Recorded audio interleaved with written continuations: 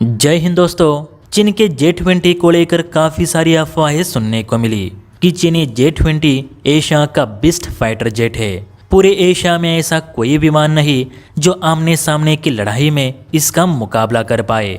मतलब अभी तक तो चीन और उसकी मीडिया ने J20 को लेकर यही एडवर्टाइजिंग पूरी दुनिया में कर रखी है ताकि सभी को यही लगे कि J20 सच में F-35 की तरह किलर फाइटर जेट है।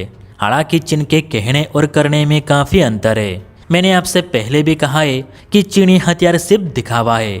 चीन भारी मात्रा में वेपनरीज इसलिए इकट्ठा कर रहा है ताकि इनका ध्वज दिखा के सामने वाले को कंफ्यूज किया जाए कि चीन से लड़ना सही भी होगा या नहीं। और देखा जाए तो चीन का ये मनोवैज्ञानिक जादू ज़्यादातर देशों पर चल भी जाता है, लेकिन भारत चीनी चालों को अच्छी तरह से जानता है। हमने चीन से युद्ध भी किया है और LAC पर छोटी मोटी लड़ाइयाँ तो होती ही रहती है, जिसके चलते हमारी सेना जान चुकी है कि चीन में असल में कितनी ताकत है। आप भी जानते हैं कि चीनी सेना आज भी लद्दाख के ठंडे मौसम को बर्दाश्त नहीं कर पाती।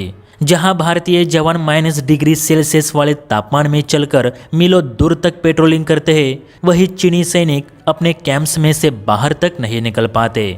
यही कारण है कि अब तक सैकड़ों चीनी सैनिक इस मौसम का शिकार बन चुके हैं।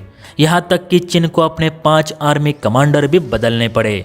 रही बात चीन के J20 की, जिसे वो एशिया का बेस्ट कहता है, तो इसका जवाब भी भारत के पास मौजूद है, जो कि है स्पेशल 36 राफेल।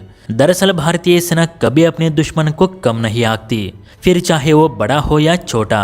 दुश्मन आखिर दुश्मन है, वो किसी भी वक्त पलटवार कर सकता है। इसीलिए तो इस बार हम भी तैयार है। देखा जाए तो भारत के सुखोई और राफेल ही J20 के लिए इनफ है। फिर भी एक मास्टर स्ट्रोक हाथ में रखने के लिए भारत ने स्पेशल 36 को मंगाया। शायद आपको पता होगा कि भारत ने 2016 में फ्रांस के साथ जो 36 राफेल की डील की थी, उसमें से 35 जेट अप्रैल में ही वायुसेना को मिल चुके थे।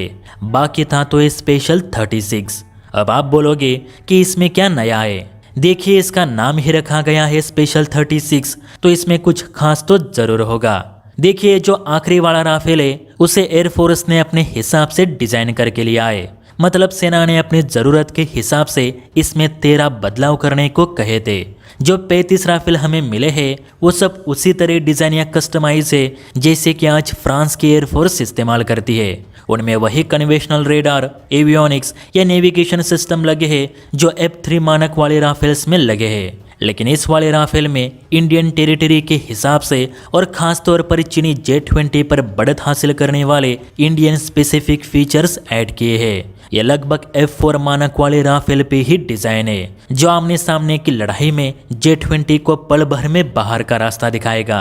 आप बोलोगे कि इस एक स्पेशल राफेल से क्या होगा, हमें तो इनकी पूरी स्क्वाड्रन चाहिए।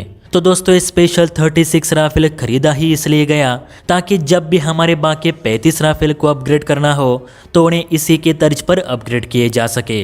यह कंप्लीट पैकेज वाला राफेल है जिसमें missiles, radar, avionics, navigation, warfare suit और जैमिंग पॉड्स आदि सब सेना के पसंद के हिसाब से ही लगे हैं। इसके आगे J20 का टिकना मुश्किल ही नहीं, नामुमकिन है। खैर, आप बताइए, क्या हमारे पास स्पेशल राफेल की भी एक अलग से स्क्वाड्रन होनी चाहिए?